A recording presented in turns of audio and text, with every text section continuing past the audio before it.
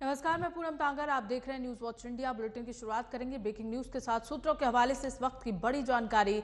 BJP पश्चिमी UP में अपनी रणनीति बदलने जा रही है। बीजेपी के लिए आरएलडी से बेहतर विकल्प बीएसपी नजर आ रहा है। बीजेपी आरएलडी गठबंधन की बातचीत पर विराम लगा सकती है। बीजेपी ने आरएलडी से समझौता करने से इनकार कर दिया है।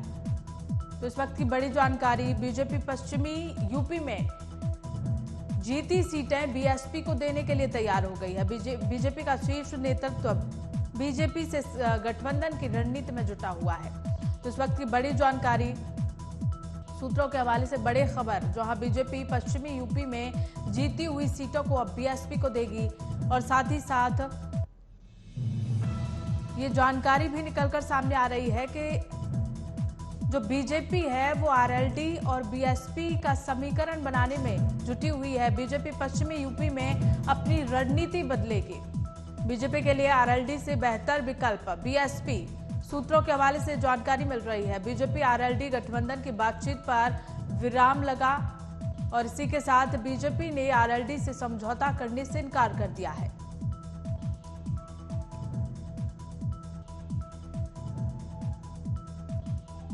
इसी खबर को लेकर हमारे सहयोगी ओमशील हमारे साथ जुड़ गए हैं, उनसे जान लेते हैं। ओमशील, बीजेपी 2024 में आरएलडी और बीएसपी को लेकर किस तरीके का समीकरण बना रही है? पूनम, पहले कयास ये लगाए जा रहे थे कि बीजेपी और आरएलडी की बातचीत हो रही है, इसमें समझौता हो जाएगा। 2024 चुनाव वो एकजुट होकर लड़ेंगे और जो जाट लैंड है उस पर बीजेपी और आरएलडी की समझौता होगी, पर ऐसा हमें देखने को नहीं मिला। अभी सूत्रों के हवाले से यही खबर है कि जो 5 सीटें जो जाट लैंड में बीजेपी जीती थी उस पर समझौता आरएलडी का नहीं हो पाया है। जयंत चौधरी मानने को तैयार नहीं है, या फिर हम यूं कह लें कि बीजेपी भी मानने को तैयार नहीं है, क्योंकि बीजेपी उस 5 सीटों पर जाटलैंड में वो अपना कब्जा जमाई थी और कहीं ना कहीं वो में से एक सीट जयंत चौधरी का भी था। तो उन सारी चीजों पर वो समझौता नहीं होते दिख रहा है। यही परिणाम सामने निकल के आया है कि अब इनके आरएलडी के साथ गठबंधन नहीं होगी, क्योंकि अभी आप देख रही होंगी लगातार उच्च स्तरीय बैठक लगातार आरएलडी और बीजेपी की चल रही थी। पर अब बीजेपी का यही मानना है कि जाट लैंड में ज्यादा से ज्यादा पकड़ अगर हम आरएलडी से कंपेयर करें तो बीएसपी का है। तो कहीं ना कहीं बीजेपी अब मन बना लिए कि बीएसपी के साथ हमें गठबंधन करना है। बिल्कुल ओम, जिस तरह से खबरें सामने आ रही हैं, क्या पश्चिमी उत्तर प्रदेश में आरएलडी की जगह बीएसपी ले पाएगी आगे आने वाले चुनावों में? ओम, जरूर पूनम, ये चुनावी अटकलें हैं। ये जब चुनाव आएगा तभी पता चलेगा, क्योंकि आप लगातार देख रही होंगी, चाहे वो मायावती हो, वो चुनाव विधानसभा चुनाव में भी हम लोगों ने देखा जिस तरीके से वो मुखर होके सामने नहीं आई, मुखर होके चुनाव नहीं लड़ी। और तो कहीं ना कहीं विपक्ष भी जो विपक्ष में बैठी थी, चाहे हम बात करें सपा की और कांग्रेस की, तो वो भी लगातार यही आरोप लगा रहे थे कि कहीं ना कहीं ये किसी ना किसी चीज के दबाव में है मायावती, इसलिए वो खुलकर मुखर होकर चुनाव नहीं लड़ रही है। अब पीछे खाने ये गेम चल रहा था, तो अब ये धीरे धीरे जनता के सामने और आम लोगों के सामने ये सब चीज सामने आए। बिल्कुल ओम, अभी भी कई दल ऐसे हैं, 3 से 4 दल ऐसे हैं जो कि ना तो एनडीए के पास हैं और ना ही आईएनडीआईए के पास हैं, तो वो अपनी इच्छा से कहीं भी जा सकते हैं। ऐसे में खबरें भी ये सामने आ रही हैं कि बीएसपी को लेकर जो है बीजेपी रणनीति बना सकती है 2024 में। जरूर पूनम, क्योंकि बीएसपी आरएलडी से समझौता नहीं होना ये आमतौर पर बड़ी बात है, क्योंकि ये कयास भी लगाए जा रहे थे और ये जो बैठकें उच्च स्तर से चल रही थी आरएलडी की और बीजेपी की, तो कहीं ना कहीं इस पर यही उम्मीद बिल्कुल ओम, चलिए शुक्रिया आपका बहुत बहुत हमारे साथ जुड़ने के लिए। इसी बीच हमारे साथ बीएसपी नेता अश्वनी राणा जुड़ चुके हैं, उनसे जान लेते हैं। अश्वनी जी, अब कहीं ना कहीं आरएलडी को इनकार कर दिया गया है बीजेपी की ओर से और बीएसपी को शामिल करने की कवायद शुरू हो गई है, क्या लगता है आपको?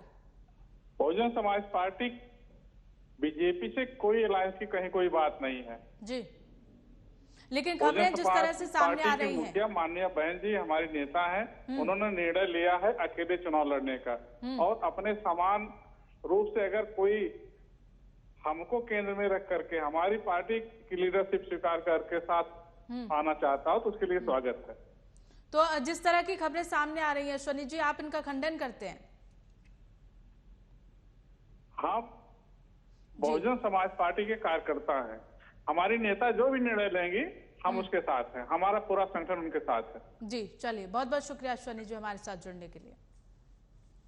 तो खबरों में आगे बढ़ेंगे। विपक्ष के अविश्वास प्रस्ताव पर अगले हफ्ते 8 अगस्त को प्रश्नकाल के बाद चर्चा शुरू होगी। इस मुद्दे पर 9 अगस्त को भी चर्चा जारी रहेगी और 10 को प्रधानमंत्री सदन में बोलेंगे। बीते दिनों मणिपुर के मुद्दे पर विपक्ष सरकार के खिलाफ अविश्वास प्रस्ताव लेकर आया था, जिसको लेकर लोकसभा अध्यक्ष ओम बिरला ने मंजूरी दे दी थी। तो विपक्ष के अविश्वास प्रस्ताव पर अब चर्चा होगी और इससे लेकर 8 अगस्त को प्रश्नकाल के साथ चर्चा शुरू होनी है। बता दें कि इसको मंजूरी मिल गई थी, नो मोशन कॉन्फिडेंस को मंजूरी दे दी गई थी। इस पर 8 अगस्त को चर्चा होगी। विपक्ष के अविश्वास प्रस्ताव पर 8 अगस्त को प्रश्नकाल के साथ चर्चा शुरू होगी। बता दें कि लगातार मणिपुर मुद्दे पर विपक्ष जो है वो प्रधानमंत्री के जवाब चाहता है, प्रधानमंत्री को सदन में बोले ये विपक्ष चाहता है, लेकिन इस पर चर्चा करने के लिए विपक्ष की ओर से सभी तैयार थे। अमित शाह भी इस पर जवाब देने के लिए तैयार थे लोकसभा में, लेकिन विपक्ष लगातार प्रधानमंत्री मोदी के जवाब पर अड़ा हुआ था। इसे लेकर इसी खबर पर हमारे सहयोगी के राणा हमारे साथ जुड़ गए हैं, उनसे जान लेते हैं कि 8 अगस्त को इस पर चर्चा होनी है प्रश्नकाल के साथ, क्या कुछ जानकारी है? बिल्कुल, देखिए पूनम, 26 तारीख को यानी कि 26 जुलाई को अविश्वास प्रस्ताव विपक्ष की तरफ से, विपक्ष गठबंधन इंडिया की तरफ से लाया गया था। अब इसमें ऐसे में सवाल ये उठता है कि अगर 26 तारीख को अविश्वास प्रस्ताव लाया जाता है तो उसके बाद 8 तारीख को इस पर चर्चा होती है, तो इतना लंबा समय आखिर क्यों लग रहा है? इसके पीछे कुछ नियम है और जिनकी वजह से इतना लंबा समय लगा। सबसे पहले तो ये कि लोकसभा अध्यक्ष सबसे पहले उस अविश्वास प्रस्ताव के उन सभी नियमों को देखते हैं कि क्या वो सारे फॉलो हुए या नहीं हुए। इनमें से सबसे पहला होता है कि 50 सांसदों के हस्ताक्षर होना जरूरी है, उनके द्वारा पारित किया गया प्रस्ताव ही मान्य होता है। दूसरा ये कि लोकसभा सदन के भीतर जो 10 कार्य दिवस हैं, उन कार्य दिवस के अंतराल में ही या उन कार्य दिवस के अंदर ही उस पर चर्चा करानी होती है। तो 8 अगस्त को संसद के कार्यकाल का अगर जिक्र किया जाए तो उसके आधार पर 8 अगस्त को नवा दिन बैठता है और इसलिए लोकसभा अध्यक्ष ने 8 तारीख को इसकी तिथि निर्धारित की है। और ये संभावनाएं हैं, ये कयास लगाए जा रहे हैं, अभी फाइनल नहीं है।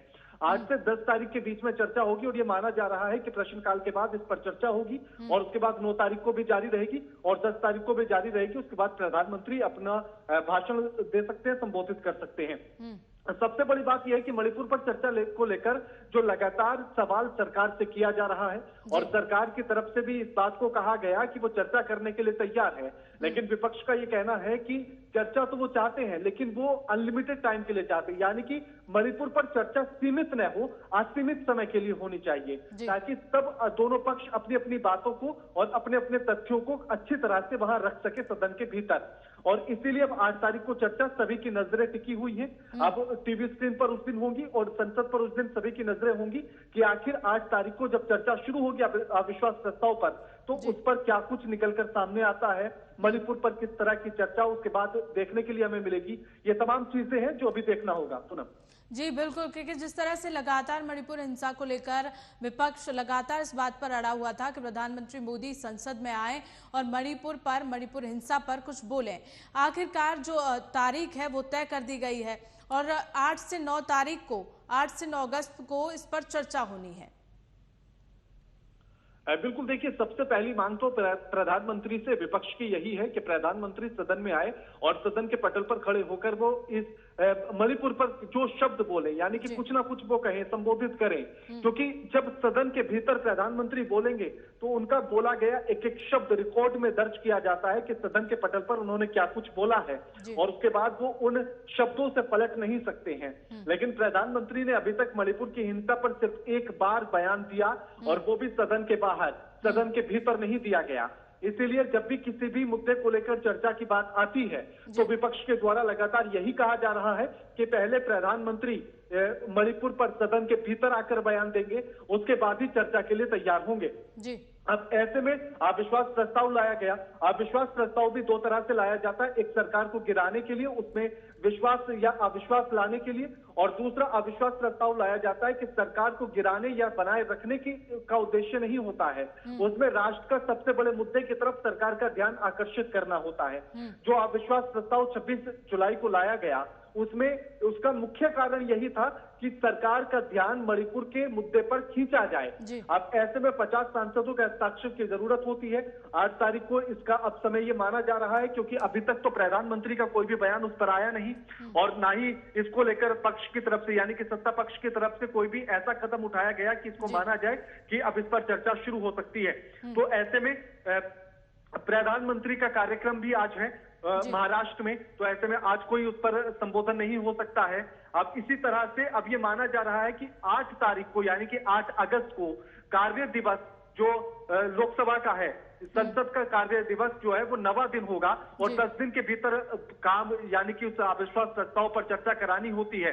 तो इसलिए 8 तारीख को ये उम्मीद जताई जा रही है कि 8 तारीख को लोकसभा अध्यक्ष प्रश्नकाल के बाद उस पर चर्चा करा सकते हैं, ताकि उन नियमों के तहत सारे प्रक्रिया को पूरा किया जा सके, और उसके बाद 9 तारीख को भी वो जारी रहेगा। जी बिल्कुल, लेकिन अब जरूर जुड़ने के लिए। तो वहीं नूह हिंसा पर बोलते हुए जिले के डीसी प्रशांत पवार ने कहा कि जिले में धारा 144 लगाई गई है, इसके साथ ही इलाके में कर्फ्यू लगा हुआ है। अर्धसैनिक बलों की 20 कंपनियां जिले में तैनात हैं और राज्य के वरिष्ठ अधिकारी भी मौजूद हैं। उन्होंने बताया कि जिले को सब सेक्टर में बांटा गया है। पुलिस और मजिस्ट्रेट की संयुक्त टीमें तैनात की गई हैं। डीसीपीज हैं वो भी यहाँ स्टेट में 144 धारा जो है इस जिले में लगी हुई है, साथ ही साथ कर्फ्यू भी लगा हुआ है। 20 कंपनियां हैं हमारी पैरामिलिट्री फोर्सेस की, वो आज की डेट में जिले में जो है स्टेशन है। साथ ही साथ हमारे सीनियर ऑफिसर्स हैं स्टेट से, वो भी यहाँ मौजूद हैं। साथ ही साथ जो हमारे एडजॉइनिंग डिस्ट्रिक्ट्स के एसपीज हैं, डीसीपीज हैं, वो भी यहाँ स्टेशन है। तो सभी पूरे डिस्ट्रिक्ट को जो है हमने सब सेक्टर्स में डिवाइड किया है, और मैजिस्ट्रेट्स की और पुलिस की जो है हमने जॉइंट टीम्स बनाई है। हिंसा के बाद नूह में शांति की कोशिशें तेज हो गई हैं। प्रशासन इलाके में शांति बनाए रखने की हर संभव कोशिश कर रहा है, और इसके लिए दोनों समुदाय के बीच संवाद करने की हर मुमकिन कोशिश की जा रही है। दोनों समुदाय के बीच शांति बनी रहे और आपसी मतभेद दूर हो सके, इसके लिए नूह उपायुक्त कैंप कार्यालय में शांति समिति की बैठक हुई।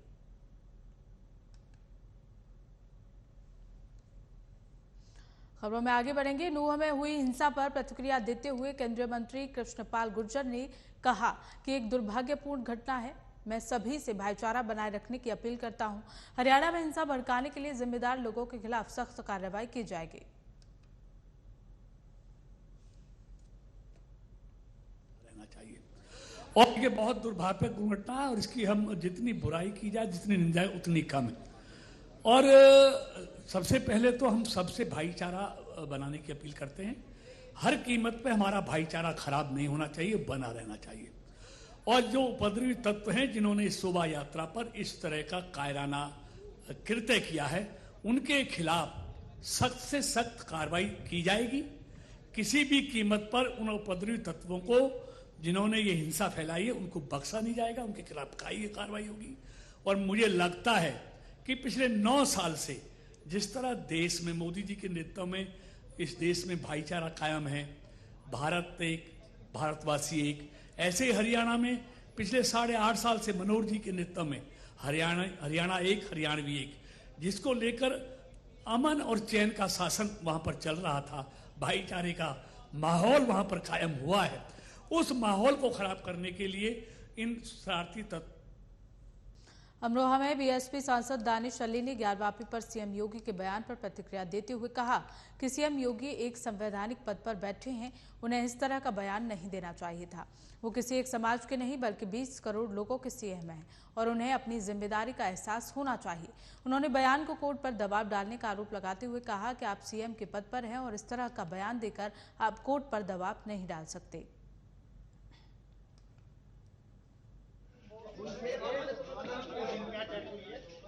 मैं इतना ही कहूंगा कि एक संवैधानिक पद पर बैठे हुए व्यक्ति को इस तरीके की बयानात नहीं देने चाहिए। मुख्यमंत्री 20 करोड़ लोगों को रिप्रेजेंट करते हैं, उत्तर प्रदेश की आवाम को रिप्रेजेंट करते हैं। वो किसी एक फिरके के मुख्यमंत्री नहीं है। उनको अपनी जिम्मेदारी का एहसास होना चाहिए कि वो कह क्या रहे हैं। और जो मामला कोर्ट में है, आप मुख्यमंत्री के पद पर रहकर कोर्ट को पे आप दबाव बनाना चाहते हैं? ये क्या हो रहा है इस प्रदेश में, इस देश में? ये हो क्या रहा है?